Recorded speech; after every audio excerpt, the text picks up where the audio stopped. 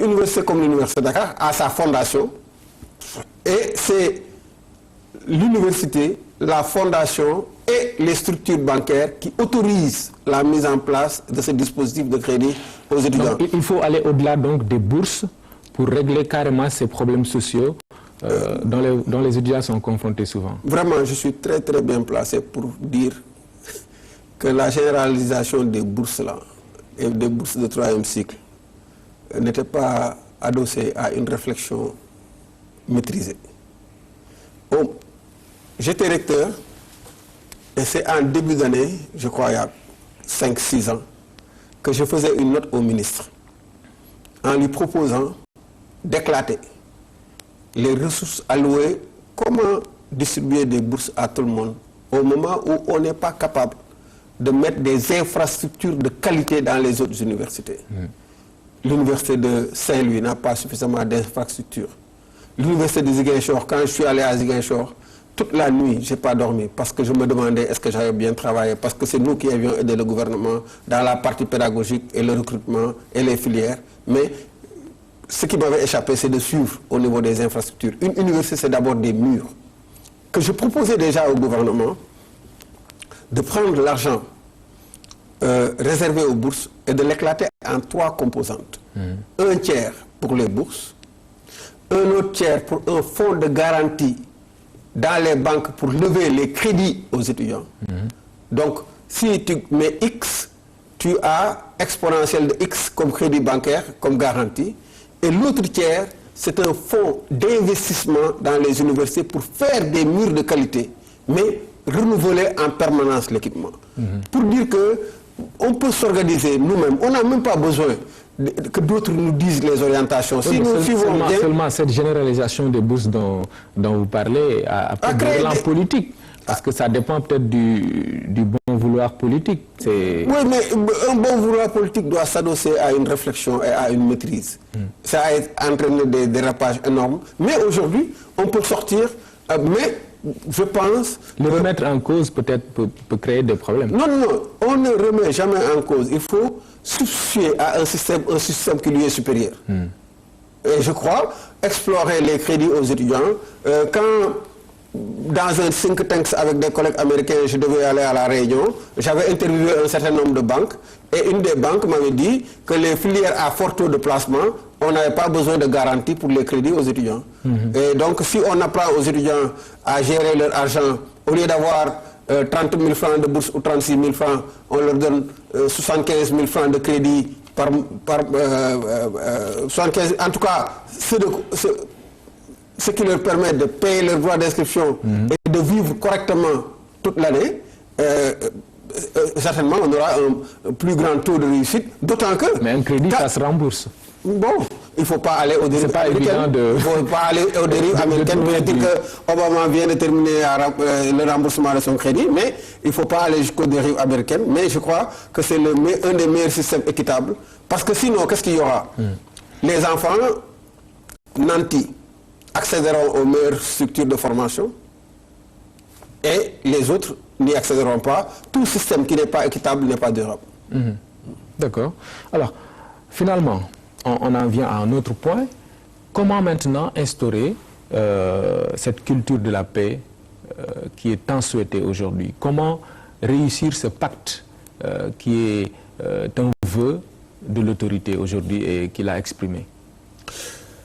Vous avez vu dans le livre qu'on a beaucoup travaillé sur cette question, que la partie réservée à l'ombudsman traite de la stabilité des universités, que la partie réservée à la police universitaire traite aussi de cela.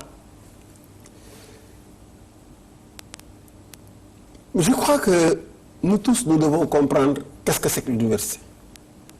Si nous comprenons le sens des franchises, qui ne crée pas un endroit de non-droit, si nous arrivons à satisfaire les exigences des enseignants, les exigences du personnel, mais que ce soit raisonnable, mais à expliquer aux étudiants qu'est-ce que c'est que l'université, à leur expliquer leurs droits et leurs devoirs. Dans les formations que je fais aujourd'hui sur le management universitaire, il y a une partie pédagogie universitaire où on définit la charte pédagogique des établissements. où on définit les attentes qu'on a vis-à-vis des étudiants, mais les attentes que les étudiants ont le droit d'atteindre de l'établissement et les attentes qu'on a vis-à-vis des enseignants, de sorte que globalement, chacun sait qu'est-ce qu'il amène. Mais dire qu'on va avoir la stabilité, l'université, ce n'est pas quelque chose de stable, c'est une stabilité dynamique qu'on s'accorde. Je crois que si le Sénégal bâtit, essaie de réaliser et réalise en partie ce qu'il y a dans les orientations de la concertation sur l'avenir de l'enseignement supérieur, qu'on ait une petite stabilité de 3-5 ans, c'est fini, on aura la stabilité définitive et le système d'enseignement supérieur au Sénégal, parce qu'on parle assez souvent du public, mais il faut parler aussi du privé, parce que l'environnement du public aide au développement du privé, sera une niche de richesse du Sénégal. Analysez la géopolitique autour du Sénégal. Beaucoup de pays auront du mal à bâtir un système d'enseignement supérieur efficace, d'autant plus que bâtir un système d'enseignement supérieur efficace requiert énormément de temps. Quels que soient les moyens qui sont injectés en Côte d'Ivoire, il faudra encore 10 ans, 15 ans pour que le système soit efficace et produise les résultats souhaités. Il me semble que nous avons ici une niche extraordinaire vu notre stabilité politique. On est en avance. Il faut dire que l'avance est en train d'être érodée, Oui. parce que l'enseignement supérieur ici a commencé en 1918. Donc on a une tradition académique. Mais il faut qu'on se bouge davantage. Et comme disait le ministre sud-africain de l'enseignement supérieur, il faut savoir qu'en Angleterre, le volume d'argent généré par l'enseignement supérieur dans les banques est un volume extrêmement conséquent. Et le Sénégal aussi, on peut avoir un volume d'argent extrêmement conséquent, impacter positivement, profiter de notre stabilité politique et de notre situation géographique privilégiée. J'ai voulu allumer mon Apple, vous avez dit non, mais démarrer le Apple, vous verrez que l'initiation prend comme centre le Sénégal pour faire la rotation du monde et baliser le tout pour la géolocalisation de l'appareil. Oui. C'est-à-dire que notre situation géographique et notre stabilité politique doivent nous donner d'autres ambitions, d'autant que tous les pays du monde, toutes les firmes du monde reconnaissent que l'horizon à développer, c'est l'Afrique. Or, se positionner au Sénégal peut donner des atouts différenciés, pas pour le marché sénégalais, mais pour le marché de l'Afrique de l'Ouest. Et vous voulez dire quoi, que le Sénégal peut être aujourd'hui un hub, pour reprendre un terme consacré, concernant le développement de l'enseignement supérieur? Ah, absolument. Si on corrèle le potentiel existant, le potentiel sénégalais de la diaspora, la situation géographique du Sénégal, la stabilité politique du Sénégal, la culture académique qu'il y a au Sénégal, oui, moi je suis convaincu. Oui. Il y a des barrières, il y a des problèmes de compréhension, mais je suis convaincu qu'on peut le faire. D'autant que nous, quand on a réorganisé notre dispositif de recherche, beaucoup de pays qui voulaient aider les pays à l'intérieur de l'Afrique s'appuyaient sur le potentiel et s'appuyaient sur Dakar. Oui. Le fait qu'on ait créé un centre de conférence, le fait qu'on ait créé les écoles doctorales, ça nous a donné des éléments extrêmement pointus. Il faut savoir que quand il y a eu une compétition pour gérer la politique de l'eau de l'Union africaine, c'est l'école doctorale aux qualités et usages de l'eau qui l'a remporté devant des écoles qui ont une réputation, etc. Mais parce que les ressources humaines et la diversité des ressources humaines qu'il y a dans cette école doctorale, mais personne ne l'avait dans la sous-région. Il y a donc de l'expertise à l'université de Dakar, mais on n'en tire pas assez profit. Je vous ai dit au début que pour voir si un pays avance, il faut vérifier si l'université contractualise avec les différents segments de sa société en allant du gouvernement aux communautés en passant par les structures privées. S'il y a beaucoup de contractualisation, la société avance, la société se régénère et crée de la richesse. Si tel n'est pas le cas, c'est qu'on recule. Parce qu'on ne peut pas être à un état stationnaire. Ou on avance ou on recule. Et je crois, maintenant, ça doit être du fait des deux parties. Oui.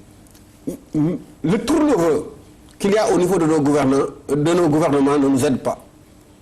Chaque fois qu'on a travaillé avec un ministre, qu'on l'a démarché, par exemple pour l'agriculture, on avait fini par avoir au campus rural de Niakhène que ce soit les semences de qualité soient confiées à l'université, particulièrement au département à l'agriculture et aux étudiants de la licence en agro-ressources. Mais le lendemain, moi, je suis parti. Le surlendemain, le ministre est parti. Et comment bâtir des choses sur la stabilité? Quand on avait fini de convaincre le ministre du budget sur la place et le rôle de l'université pour créer de la richesse, créer le développement, on a enlevé le ministre du budget. Donc voilà des compréhensions, des difficiles. Mais moi, je suis persuadé que si le gouvernement fait confiance à l'académique, au moins l'académique lui dira l'état de la science dans chaque domaine et le gouvernement peut choisir un rapport avec ses partenaires. Oui. Mais les universitaires ne doivent pas s'arrêter au gouvernement. Les universitaires doivent aller dans les communautés. Là, peut-être qu'on va y revenir. J'ai demandé à un de mes anciens étudiants qui maintenant est maître de conférence, qui est un collègue, je lui ai dit, mais quand tu es allé aux États-Unis, le prof avait dit que tu irais dans les écoles pour faire des démonstrations. Il me dit, attends, c'est une obligation légale. Chaque mercredi, tous les enseignants vont dans les autres ordres d'enseignement pour attirer les enfants dans la science. Oui. C'est cette synergie-là, c'est-à-dire cette responsabilisation sociale des universitaires qui aide un pays à avancer. Responsabilisation, oui, mais les universitaires aussi ne doivent pas rester dans leur coin. Ils ont une mission c'est aux universitaires de faire le premier pas. Voilà. C'est aux universitaires d'aider. Et c'est aux universitaires, par leur veille sociétale, d'influencer. Par exemple, on parle, au niveau de l'ITNA, mon ami Wagé a des instruments pour la radioprotection. Il fait des mesures. Il sait qu'il y a des radiations. Mais son devoir, et je lui ai dit, c'est de le publier par une conférence de presse. Oui. D'informer tout le monde. De communiquer. De communiquer aussi auprès du gouvernement que de l'opinion publique. Très bien. Donc ça, c'est le rôle des universitaires. De deux choses l'une. Ou bien on l'assume, notre société avance, ou on ne l'assume pas. Certes, il y a des moments où il faudra des moyens, mais pour une bonne part, j'ai rencontré le jeune doyen et directeur du FR Moussalo, qui m'a dit ce que ses étudiants étaient en train de faire au lycée Ahmed Fall, et ça a produit des résultats extraordinaires. Beaucoup donc de choses à savoir sur l'université de façon générale. Malheureusement, nous n'aurons pas le temps de tout évoquer. Hein. Nous allons, pour le temps qui nous reste, parler des assises de l'éducation, parce que vous venez d'être nommé président du comité de pilotage. Alors, dans les termes de référence que j'ai parcourus, j'ai vu que l'objectif visé était et c'est une évidence d'ailleurs, sortir de la crise scolaire et bâtir un enseignement de qualité au Sénégal et dans un environnement stable. Alors, comment vous allez vous y mettre exactement? Le gouvernement m'a chargé d'un travail redoutable, excitant, mais qui devra, ma compréhension, fonder le futur du Sénégal. Le juge Kéba Mbaye, paix à son âme, me disait que partout où il allait, on lui disait la seule solution, c'est l'éducation. Nous devons nous donner les moyens pour que notre société internalise l'éducation. Oui. Il y avait un système éducatif avant l'arrivée des colons. Les colons ont mis un dispositif qui était presque en opposition. Oui. En tout cas, notre dispositif ancien n'a pas été pérennisé. Et ce conflit persiste jusqu'à présent. D'accord. Nous devons réconcilier les deux. Mais comment? La méthode de travail? La méthode, c'est que d'abord, on a le bureau, mais on n'a pas le comité encore de pilotage. Les 13 autres membres, nous allons les choisir pour que tout le spectre social du Sénégal soient bien représentés. Qui va les choisir, vous, le président? C'est nous qui allons... Comment ça s'est passé? Le ministre a proposé le président, le gouvernement l'a accepté. Oui. En rapport avec le ministre, le président, nous avons discuté et on a eu le bureau des assises. Oui. Maintenant, c'est le bureau qui va compléter les 13 et l'orientation qu'on a prise, c'est d'avoir une représentation sociale. J'ai vu dans le net que nous étions vieux. On va en tenir compte, on va prendre beaucoup de jeunes, on va essayer de voir pour que tout le monde s'y reconnaisse. On aura aussi à avoir 20 membres du comité scientifique. Nous serons 40 et il y aura le comité d'organisation. Mais ce ne sont pas ces 40-là qui vont faire les choses. C'est les Sénégalais. C'est-à-dire comment je reçois déjà beaucoup de propositions et je demande aux uns et aux autres de structurer les groupes. D'autant que cette fois-ci, chaque région devra venir avec sa pétition. Nous allons organiser les débats à partir d'une matrice où il y a les différents ordres d'enseignement, mais où on va traiter de la gouvernance, de l'accès, de la qualité, du financement de la gestion des finances, de la promotion de la citoyenneté, tant au niveau maternel, au niveau du primaire, au niveau du collège, au niveau de la formation professionnelle. Et là, la formation professionnelle et les apprentissages, chaque région devra donner sa carte de formation en articulation avec les atouts différenciés du site. Et les lycées, voir comment gérer les flux dans le bac général, entre les filières scientifiques, etc. Mais aussi, dans les DARA, comment aider à la réorganisation des DARA pour que les DARA atteignent leurs objectifs, mais aussi permettre l'employabilité et l'insertion. Une mission donc complexe et passionnante, comme vous dites, et dans tous les cas, vous savez comment la réussir, cette mission-là. On n'est pas les premiers à le faire. On a les résultats d'une telle mission aux États-Unis, on a les résultats d'une telle mission au Gabon, j'ai un peu participé, on a les résultats d'une telle mission en Haïti, on a les résultats d'une telle mission au Maroc. Sauf que le Sénégal n'est pas... Le problème du Sénégal, c'est qu'on ne m'a pas dit d'écrire ce qu'on doit faire. On m'a demandé d'interpeller tous les Sénégalais pour que les Sénégalais nous disent comment pérenniser et marquer dans le marbre les atouts culturels que nous partageons. Deuxièmement, comment bâtir un système qui soit en adéquation avec la globalisation aujourd'hui. Troisièmement, comment bâtir un système en définitive robuste et de qualité. Naturellement, beaucoup pensent que c'est l'État qui devra tout faire. Moi, je pense qu'il manque autour de la table le citoyen.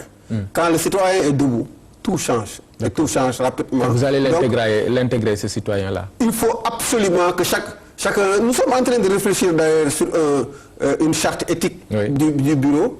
Et je crois qu'un paragraphe va concerner comment nous allons nous engager à écouter chaque citoyen et de quelque bord qu'il soit, que les avis pertinents soient relayés et soutenus. Je vous remercie, professeur. Je rappelle que nous étions avec le professeur Abdou Salam Sall, président du comité de pilotage des assises de l'éducation. Il est ancien recteur de l'université Cheikh Anta Diop de Dakar. Nous parlions effectivement de l'enseignement supérieur, mais aussi de cette structure, le comité de pilotage sur les assises de l'éducation. Nous aurons certainement d'autres occasions pour en parler lorsque les travaux vont démarrer. En tout cas, merci. Je reparle de votre livre, Les mutations de l'enseignement supérieur en Afrique. Le cas de l'université Cheikh Anta Diop de Dakar, c'est dans les bibliothèques depuis quelques mois. Merci, mesdames, messieurs, à vous d'avoir suivi. On se retrouve dimanche prochain.